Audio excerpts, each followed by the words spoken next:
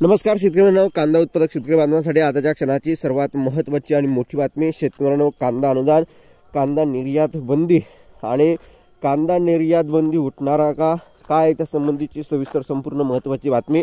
आणि कांदा निर्यात बंदी या ठिकाणी याच्या अगोदर जी करण्यात आली ती कशाच्या आधारावर करण्यात आली, तर या ठिकाणी केंद्राचं पथक महाराष्ट्रामध्ये आलं होतं. त्याच्या आधारे कांद्याचं उत्पन्न कमी दाखवलं गेलं आणि या ठिकाणी त्यामुळे कांद्याची निर्यात बंदी केली असं सरकारचं म्हणणं आहे. परंतु पुन्हा एकदा केंद्रीय पथक या ठिकाणी महाराष्ट्रातील या 6 जिल्ह्यामध्ये येणार आहे आणि ते पाहणी करण्यासाठी येणार आहे. कांद्याचे उत्पन्न कशी परिस्थिती सध्याची चित्र आहे त्या संबंधीची ही लाईव्ह अपडेट आपण जाणून घेत आहोत. तर शेवटपर्यंत नक्कीच बघावी कळकळीची विनंती आहे. व्हिडिओ शेवटपर्यंत बघा. व्हिडिओ जर आवडला तर नक्कीच लाईक करा. चॅनलवरती नवीन असाल तर माझा शेतकरी या यूट्यूब चॅनलला सबस्क्राईब करून जसं बेल आयकॉन म्हणजे घंटा टाकू नका, जेणेकरून माझ्याकडे नोटिफिकेशन तुमच्यापर्यंत पोहोचत असते. चला तर मित्रांनो, सविस्तर बातमी शेवटपर्यंत नक्कीच बघावी. सुरुवात करतो आहे. समजू शकता, कांद्याच्या पाहणीसाठी केंद्रीय पथक 6 जिल्ह्यात.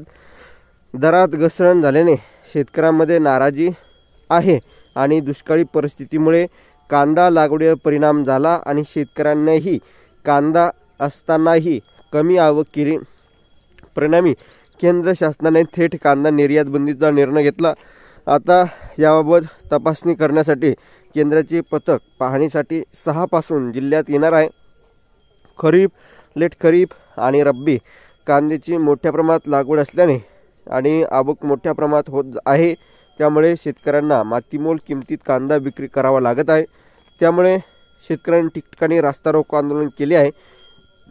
पुन्हा कांद्याची जिल्ह्यातील परिस्थिती पाहण्यासाठी केंद्रीय अधिकाऱ्यांचं पथक 6 फेब्रुवारी 2024 ते 9 फेब्रुवारी 2024 पर्यंत महाराष्ट्रभरामध्ये या ठिकाणी कांदा पाहणीसाठी येत आहे.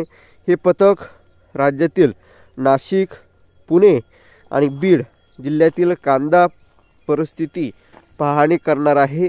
या पथकात डिपार्टमेंट ऑफ कंझ्युमर अफेअरचे संचालक सुभाष चंद्रा मीना, मनोज पंकज कुमार, BK पृष्टी यांच्यासह कृषी विभागाचे अधिकारी आणि नाफेड NCFचे अधिकारी देखील राहणार आहे.